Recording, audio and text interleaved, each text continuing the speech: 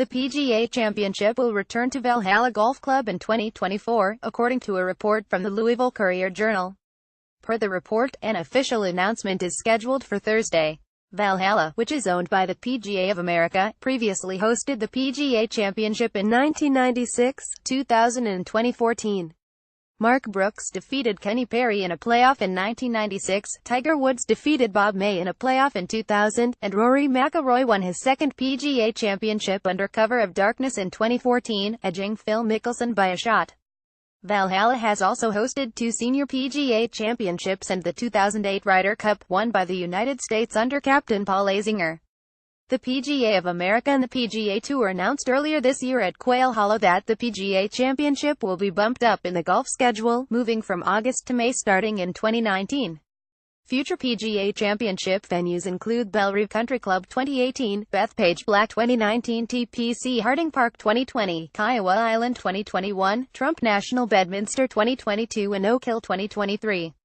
In addition, the PGA of America announced on Wednesday that the Olympic Club in San Francisco will host the 2028 PGA Championship and the 2032 Ryder Cup.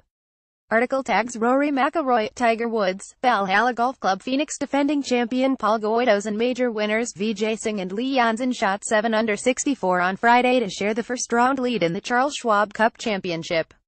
Bernhard Langer, trying to sweep the PGA Tour Champions' 3 playoff events and win the Charles Schwab Cup season points title for the 4th straight year and 5th overall, was tied for 28th at even par 71 at Trilined Phoenix Country Club. The points leader is one of 5 players who needs only to win the season-ending tournament to top the year-long points competition. Jerry Smith and Glenn Day were a stroke back at 65, and Corey Pavin, David Toms and Joe Durant shot 66. Goydos birdied 2 of the last 3 holes and 5 of the final 7 on the traditional course that hosted the Phoenix Open until 1987. The golf course is in perfect shape, Goydos said. It's just you want the scores to be higher, have lousy greens and bad fairways and the scores will be plenty high enough. The scores are going to be good. I don't think 20 under is going to win, but I think it's going to be a pretty low score unless something funny happens with the weather. Goydos accidentally moved the ball with his putter on the par 3 8th green. Full field scores from the Charles Schwab Cup Championship. Since the Dustin Johnson situation, you play the local rule, and if you accidentally cause the ball to move with the putter, even if you touch it with your putter, it's not a penalty, Goydos said. I have to put it back, which I did, so it was a 3. Then from that point on good things kind of happened. In his victory last year at Desert Mountain, Goydos opened with a 62. The 2-time PGA Tour winner took the 3M Championship in Minnesota in August for his 5th senior title. The 60-year-old Langer opened the playoffs with victories in the Dominion Energy Charity Classic in Richmond, Virginia, and took the PowerShares QQQ Championship 2 weeks ago in Thousand Oaks, California. He won 3 of the Tour's 5 majors this season and has a Tour-best 7 victories. Langer has never won the season-ending event, finishing in the top 10 7 times in 9 starts. Singh played the final 10 holes in 6 under. I played nicely, Singh said. I drove the ball well, which is key on this golf course. I think you've got to hit a lot of fairways. Putted nicely, made some nice good putts. Anytime you drive it well and make some putts, you're going to shoot a low one. So, very happy with the start and hope to keep it going. He teamed with Carlos Franco to win the Bass Pro Shops Legends of Golf in April for his lone senior title. Janzen had 7 birdies in a bogey-free round. He won his lone senior title in 2015. Everybody in the field knows scoring's going to be low, so I think the mindset is you've got to shoot low scores all 3 days, Janzen said. You don't want to get behind. Scott McCarron is second in the standings, followed by Kenny Perry, Miguel Angel Jimenez and Kevin Sutherland. McCarron, playing alongside Langer in the final group on the warm, sunny afternoon in the desert, closed with a bogey for a 68. Sutherland had a 69, Perry shot 72, and Jimenez was tied for last in the 36-player field at 74.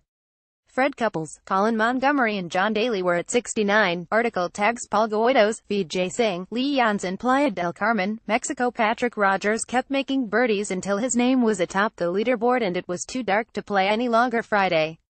Rogers, a former Jack Nicklaus Award winner as the top player in college, ran off 4 straight birdies on the back nine and reached 11 under par until the storm-delayed Old Classic at Mayakoba was suspended by darkness. Rogers hit his tee shot on the par 5 7th hole, one of the 3 holes he will have to complete Saturday morning. Ricky Fowler, playing for the first time since the President's Cup, was at 10 under with 3 holes left. The second round was halted for 2 hours, 15 minutes. Patton Kizzire, the 18-hole leader after a 62, overcame the wind and the rain at times both and a double bogey on his 10th hole. He made 3 straight birdies for a 1 under 70 and finished 36 holes at 10 under 132. Brian Gay and Brandon Harkins, the 31-year-old rookie from Northern California, were at 9 under 133. Martin Pillar was at 8 under and still had 9 holes to play. Rogers, who was 7 under for his round when play was stopped, is one of the few players from the fabled high school class of 2011 who is still looking for his first PGA Tour victory. He grew up in junior golf with fellow class members Jordan Spieth, Justin Thomas, Daniel Berger, Emiliano Grillo and Xander Schauffele. Hole Classic at Mayakoba articles, photos and videos. Full field scores from the Ole Classic at Mayakoba. Rogers, who grew up outside Indianapolis and starred at Stanford, has yet to make a bogey at El Camleon in 33 holes. For all the attention on the youth movement golf, Harkins is a different kind of rookie. He has toiled on the smaller tours, particularly in Canada on the Mackenzie Tour, to finally earn his card. He began his rookie season with a tie for 9th at the Safeway Open. He finished up the second round of the Ole Classic with his name on the leaderboard, though it wasn't quite the finish he had in mind. Starting on the 13th hole, Harkins alternated making birdies and bogeys until he drove into a fairway bunker on the 18th. Didn't get on the green and failed to get U-pan down. Definitely exciting, he said of his name on the board. But to be honest, I didn't really watch any board. Wasn't quite the finish I was looking for, trading birdies and bogeys like that, but I really can't complain in the wind like this. Kizzire also had to lean on patience in the tough weather. I had a few hiccups out there, but with the wind and the rain and with the wind and rain together it was tough, Kizzire said. And the stop and start was tough. But I hung in there, made a few birdies there toward the end of my round and then survived that really tough rain that we had there at the end. Oscar Frosto had a 66 and at 7 under 135 had the low score among the 5 Mexican players in the field. Roberto Diaz, who also competed in the World Golf Championship in Mexico City earlier this year, had a 65 and was another shot behind. Beau Hossler, who had a chance to win last week in Las Vegas, shot 66 to reach 6 under a 136. Article tags Patrick Rogers. Brandt Snedeker is scheduled to play next week's RSM Classic, his first start on the PGA Tour since June when he was sidelined by a sternum injury. Last month, Snedeker resumed golf activity after undergoing treatment for the injury that forced him to miss the FedEx Cup playoffs and the year's final 2 majors. On Tuesday, Snedeker tweeted a video of himself hitting irons with the caption, "On the mend, slowly getting where I want to. On the mend, slowly getting where I want to." Pic.twitter.com says Oit Brandt Snedeker at Brandt Snedeker November 7, 2017. This is the most recent injury to Slow Snedeker, who has endured an assortment of setbacks in recent years, including hip surgeries in 2011 and 12 and a rib injury in 2009 that forced him to miss 8 weeks. Article tags Brandt Snedeker following rounds of 71,757,073 for a 1-over total. AJ McInerney will not advance to the final stage of Web.com Tour qualifying school. Playing on a sponsor's exemption last week at the PGA Tour's Shriners Hospitals for Children Open, McInerney finished tied for 10th in his PGA Tour debut, earning himself an invite into this week's Ole Classic at Mayakoba. Following a lengthy debate about what he should do, which you can read more about here, McInerney opted to forego making his second PGA Tour start so that he could instead participate in the second stage of Q School, as he looked to retain his Web.com status for next season. "I don't know. I think that's the best decision," he said Sunday, still talking over the scenarios that would need to play out for him earned a special temporary status on the PGA Tour. "But if I don't play well in Mayakoba, then I don't have anything next year. I'm going to second stage to at least have a job next year." But after failing to advance out of second stage, McInerney, who wound up back in Q School after finishing 97th on the Web.com Tour money list last year, will not retain his card.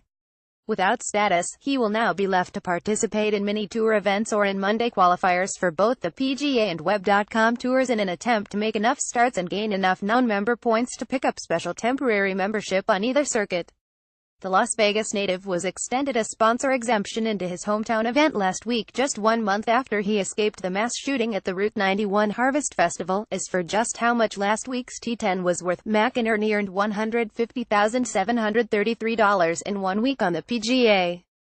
Tour after making $45,316 in 21 starts last season on the Web.com Tour. Article tags AJ McInerney.